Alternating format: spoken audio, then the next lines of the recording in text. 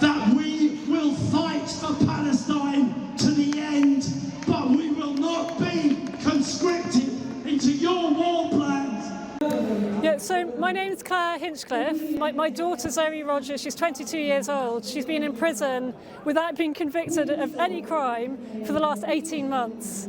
And she's also currently on trial. This is because she took action against an Elbit Systems factory in Bristol. Elbit Systems is Israel's biggest weapons supplier. She went in with others and they were able to damage killer quadcopter drones. And the state response to this has been absolutely brutal. They were arrested and detained under the Terrorism Act. They were incommunicado, disappeared effectively for 7 days, and then they've been in prison ever since. They're currently on trial, and we've reached the point where we're waiting for the jury to deliver their verdict. We think that will be next week, and we're just really hoping and praying that it's a good and just outcome. When they were on the stand, all of them giving evidence, talking about why they'd done it, why they'd taken action against an Israeli weapons factory in this country. It was really moving. You could see that they were all people of conscience, people who cared. My daughter certainly, she took action because she couldn't just sit on her hands and watch her country, her government, partnering in a genocide and not do anything about it. And in fact, she says what she was doing was upholding international law, which our country was breaking. And I think even though she's had all this time in prison, her conscience is at ease now that she's taken that action. So my daughter didn't take part in the hunger strikes. So she's part of the Filton 24. Lots of Filton 24 prisoners did take part, but because she was focusing on the trial, getting through the trial, she didn't take part herself. But she fully supported all of the aims of the hunger strikers. One of their asks is that they be given bail. Now, the fact that they were all refused bail, it was a blanket refusal across the board, is a terrible breach of UK law. It's meant to be 6 months maximum in prison before trial. It's been nearly 18 months. For some of the Filton 24, it'll be nearly 2 years before they get out. So this is unacceptable. It goes against the Bail Act, and it's clearly political. It's clearly this government trying to punish them and trying to protect this Israeli weapons factory.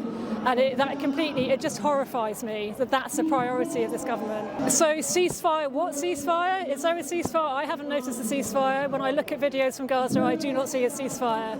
I don't see any of the conditions supposedly that were supposed to be brought about with the first phase of the ceasefire. None of that is happening. I've got friends in Gaza. They are not eating anymore. People are still being killed in numbers. A friend of mine witnessed a small boy fall into a latrine pit that he was forced to dig because they have no sanitation. It's disgusting. So yes, people need to keep coming out, need to keep up the pressure. What's happening to the Palestinians continues to be crime against humanity. It's still a genocide.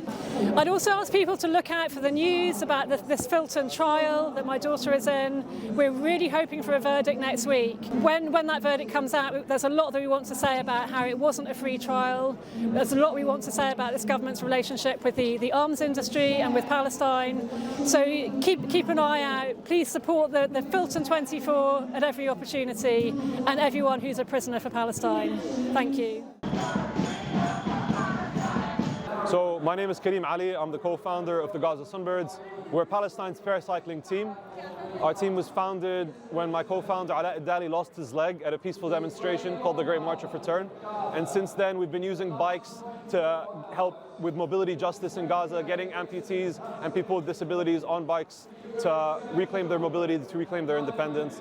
When October 7th happened and the genocide started in Gaza, we started distributing aid out there, and we've been distributing aid ever since then, as well as working with people with disabilities. We need to continue showing our support on the streets because the mainstream media right now is trying to push Palestine out of the picture under the false guise of a ceasefire. The majority of Gaza is still occupied right now by the IDF. The Rafah border hasn't been opened yet.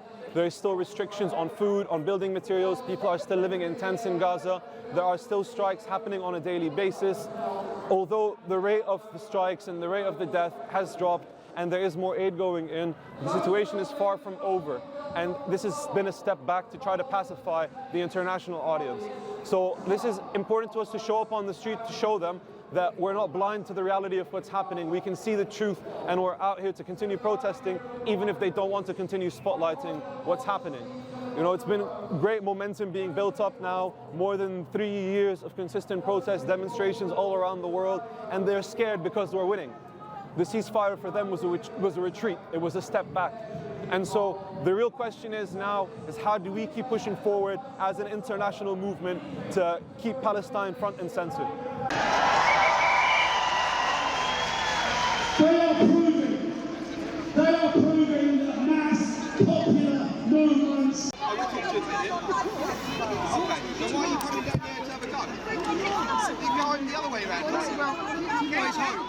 He's saying Park Lane is cars park. Yeah, right, let's again. I can tell you what road you can take. Go on then, tell me what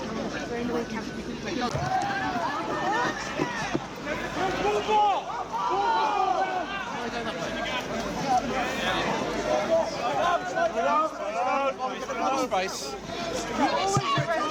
Stay back, stay back.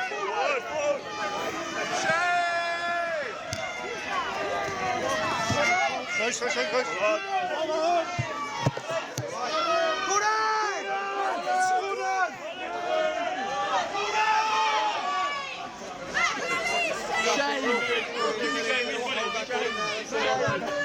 You always arrest that girl. Stand by the idea.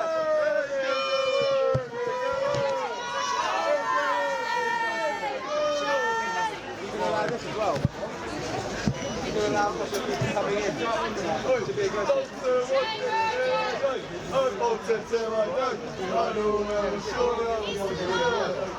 Shit, what's up in there?